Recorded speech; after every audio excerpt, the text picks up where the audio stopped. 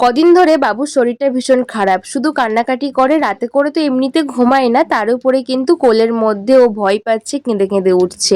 তার একটাই কারণ, ওর পাপা গিয়েছিল শ্মশানে, তো একজন মারা গেছিল, তো তার কিন্তু ওর মধ্যে হয়তো দৃষ্টি লেগে গেছে, তাই ও ভয় পাচ্ছে। তাই আজকে শাশুড়ি মার সাথে এসছি মসজিদে। এখন যেহেতু রমজান মাস চলছে, তাই কিন্তু মৌলভী সাহেবের কাছে এসছিলাম ওকে ঝাড়ানোর জন্য। হয়তো হাওয়া বাতাস লেগেছে, তোমরা হয়তো বিশ্বাস নাও করতে পারো, কিন্তু আমি এগুলো কিন্তু বিশ্বাস করি। তো ওখানে কিন্তু ওদের এখন ইফতার চলছিল, তাই আমরা ভাবলাম চলো, আমাদের বাড়ির পাশে মন্দির আছে, তো ওই মন্দিরে একটুখানি বাবুকে নিয়ে আসি। এখন যেহেতু আরতি হচ্ছিল, তাই বাবুকে নিয়ে এসে বসেছিলাম। এটা পুরো আমাদের ঘরের পাশে, আর মসজিদও কিন্তু আমাদের ঘরের পাশে, তাই কিন্তু একটুখানি এখানে এসছি। আর এই বাচ্চাটা কিন্তু এত আদর করছে, এত কথা বলছে, বেশ ভালো লাগছিল। তো একটু পরেই কিন্তু আবার মসজিদে যাব।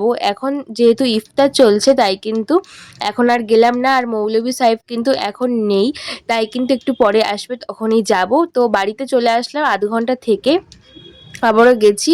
মা এখানে ওকে নিয়ে বসে আছে, তারপরে মৌলভী সাহেব এসে ওকে ঝাড়ালো। তো আমি সমস্ত কিছু বিশ্বাস করি, কুদৃষ্টি, নজর, তো সমস্ত কিছু ওকে কাটাই।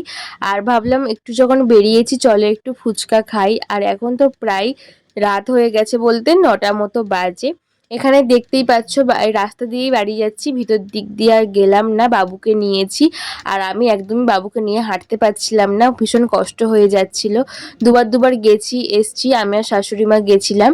তো তারপর বাড়িতে আসলাম, তারপর বাবুকে দেখাচ্ছি। বাবু কিন্তু এখন বাড়িতে এসে হাসছে, মানে কদিন ভোর একটুও হাসছে না, কথা বলছে না, কাঁদছে, ঘ্যান ঘ্যান করছে ভীষণ পরিমাণে, মানে কেমন একটা করছিল। তাই এখন ঝাড়িয়ে আনার পরে কিন্তু বাবু বেশ ভালো আছে, হাসছে।